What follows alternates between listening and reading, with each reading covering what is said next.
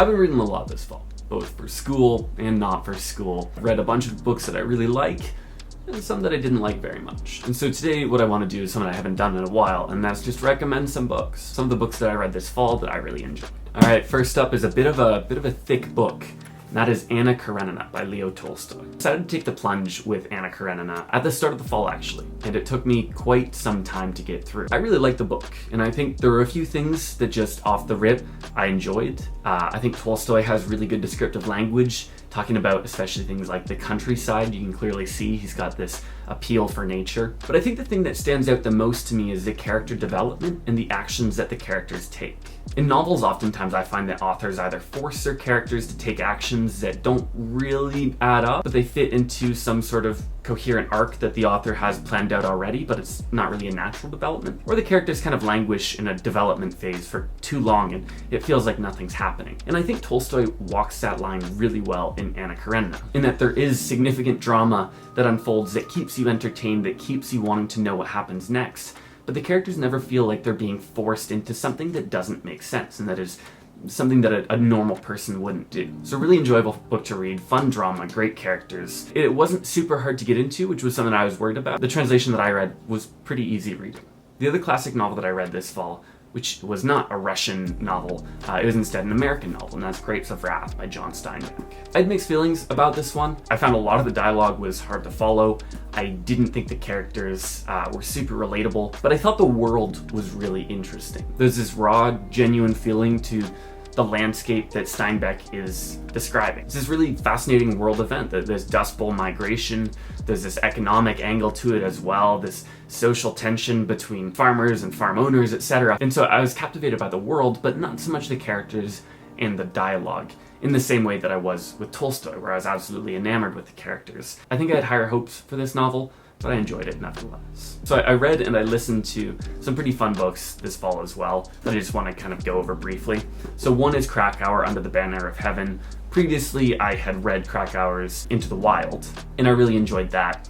I think I enjoyed Under the Banner of Heaven maybe even more. The book is essentially a history of Mormon fundamentalism and some horrible atrocities that have come from that movement. I think you can kind of see the journalist in Krakauer come through in all of his books, because there's this real attention to detail where Krakauer wants to make sure that he gets the history right, that he gets the facts right, but also that he's telling a story that keeps you engaged. And I think that he does a pretty masterful job of this in Under the Banner of Heaven. I had a hard time putting it down. Another fun piece of journalism that I really enjoyed reading was Veritas by Ariel Savar. It's an interesting piece of journalism about this historical discovery that a Harvard professor claimed to make, where they found a lost piece of papyrus that they claimed said that Jesus had a wife.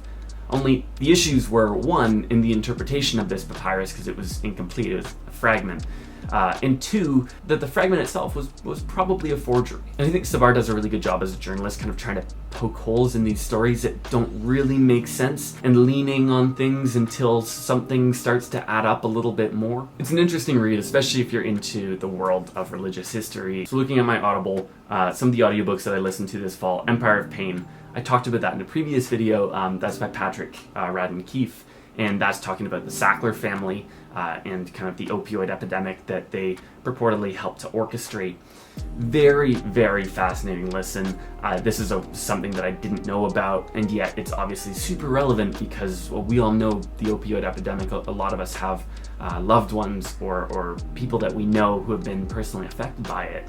And so to hear the history of these drugs in America, which is a relatively recent history, really fascinating listen. I listened to Vanderbilt by Anderson Cooper and Catherine Howe, but I wasn't a huge fan of it. I felt that it just kind of dragged these really not interesting stories on for a long time. I thought that Vanderbilt was going to be more like Empire of Pain, but it really wasn't. It was more this story of this family and like balls that they threw and how they just spent their money poorly, which is relatively interesting, but it went on for too long, and I thought that there was going to be more drama, there was going to be more I don't know. Another audiobook that I listened to was Into Thin Air. We'll talk about that in a sec. Finally, I want to share some of the books that I was reading this fall for my English class that I'm taking, which is an essay class about the history of the essay, the form of the essay. And so we've read a lot of essays from this class, a number of which are in books and collections. So there are 4 that I want to share with you that I enjoyed to varying degrees. I'll just go in kind of the order that we read them in. The Essays, a Selection by Montaigne. In the historical context of where he was and who he is, you know, some pretty groundbreaking stuff. That being said, I found him personally quite difficult to read in that he takes a really long time to get to what he's trying to say. That's going to appeal to different people in different ways. It's definitely a stylistic decision. It's reflexive of who he is and how he was writing, and also the tradition before him. But just in terms of my enjoyment and would I read him for fun? Probably not, but am I glad to have read him? Yes. So the next one, we got into Woolf, Virginia Woolf, and here I have A Room of One's Own, which is less of an essay, but it was included in the reading, so here it is. I think one thing that becomes immediately clear is that Woolf has really great style. Her sentences are really nicely formed, she uses really great descriptive language.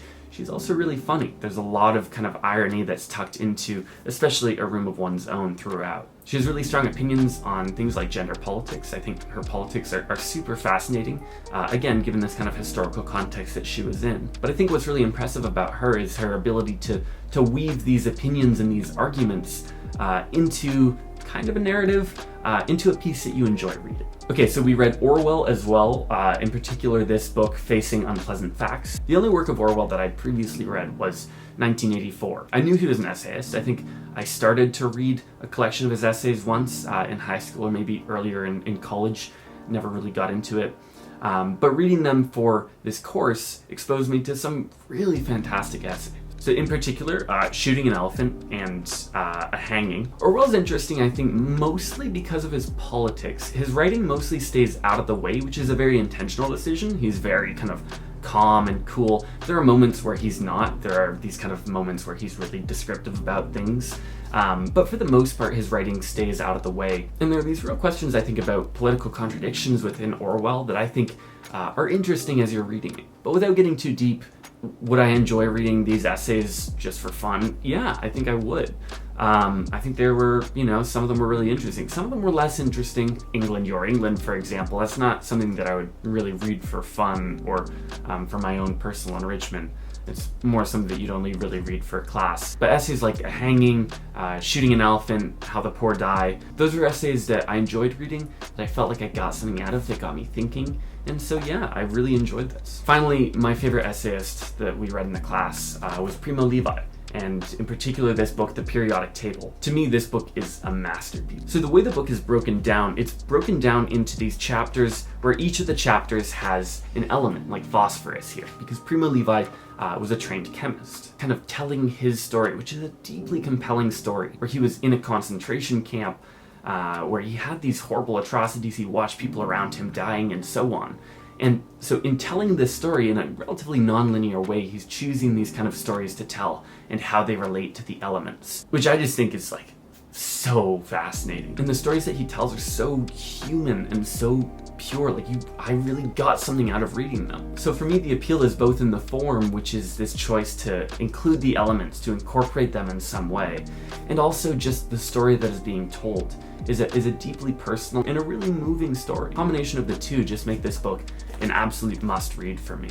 I'd really like to thank Audible for sponsoring this video. I listen to audiobooks a lot. Whether I'm walking around on campus, cleaning my room, doing chores, I always love to have an audiobook in the background, and in particular, I love fiction audiobooks. And there's no better place that I've found for audiobooks and other audio content than Audible. Audible has a massive collection of incredibly highly produced audiobooks. They're the best quality that I've found, which give them this immersive quality that really lets you get lost in the stories that you're listening to. Recently, Audible launched their Plus catalog, which means that on top of getting a credit every month for an audiobook with your membership, you also get access to all you can listen audio content. Things like audiobooks, guided meditations, podcasts, and more. This month, the audiobook that I want to recommend to you is Into Thin Air by Jon Krakauer. This has to be one of the most interesting pieces of narrative journalism ever produced. In Into Thin Air, Krakauer talks about how he was invited on an Everest expedition as a journalist, and as he was kind of documenting the way up and as they got to the summit,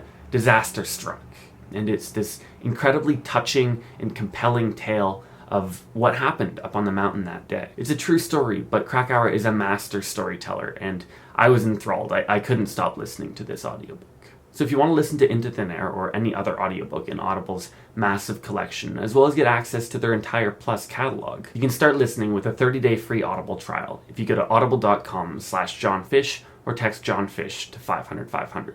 That's audible.com/johnfish or text johnfish to 500-500. Okay, so those are the books that I read or listened to this fall. I'd be really curious to hear what you've been reading, what you've been listening to. With that being said, I hope you're taking care of yourself, being kind to yourself. This is a hard time of year for a lot of people, and well, I hope that you're just taking the time to, be nice, be your own friend. And if not, we'll let this be a reminder to you to do those things and to be your own friend. That's all from me. Thanks so much for watching. I hope you enjoyed. Feel free to subscribe if you did. I'm John Fish. I'll see you again soon.